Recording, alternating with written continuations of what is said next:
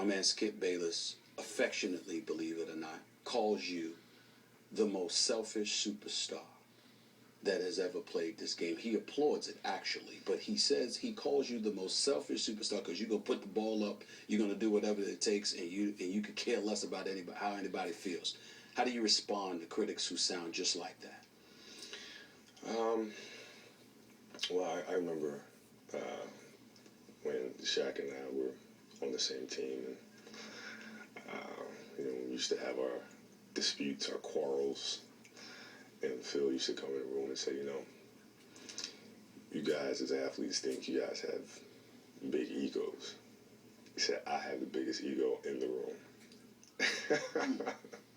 And that's something that we all laugh about and joke about, but to reach a certain level of success in any field that you're in, you have to have an ego that's going to say, I want to be the best. This is what's going to drive me, and come hell or high water, this needs to get done, and I need to be successful. And it's a choice that you have to make. I'm going to say shots fired. The biggest ego in the room. Was he talking about you? Translate for me. Like, that's what Kerry leaped to the conclusion of. I think Kobe was saying, I have the biggest ego in the room. In terms of what you mean? In terms of you? Oh, I love the story. I'm not sure how it applies to my quote-unquote criticism. No, because, again, you called him the most selfish superstar, and what he was trying to say is that he's going to be whatever he needs to be. And, he expanded. He didn't stop there. He basically said, hey, I got 5 rings to show for that selfishness. If that's what it is, that's what it is. Okay. And again, as you prefaced it correctly, that was affectionate on my part. Hey, closest thing I've seen to Michael Jordan. He ain't Jordan, but he's the closest that we've seen.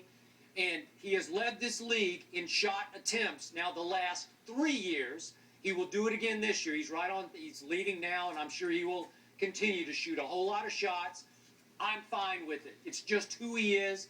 He on a nightly basis tries to will his team to a win, even at Cleveland. When, as a team, they're stinking it up, he scores 42 on, 28 shots.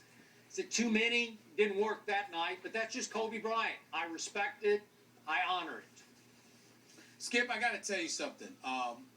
One of the things, and I really didn't get into this yesterday, that was near the tail end of the interview, and it was right when that question began. We had about 5-6 more minutes left.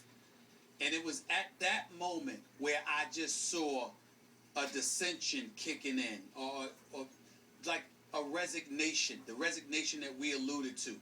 And I'm not going to lie to you, man, it got kind of sad because, you start really, really imagining this. He's sitting there and he's talking about this and he's talking about his legacy.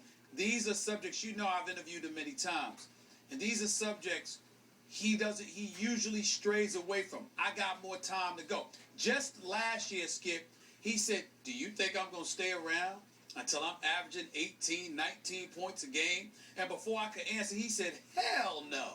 He's not going to do it. He's at 29.2 points per game, 29 points a game, 48% shooting right now. Good numbers, damn good numbers.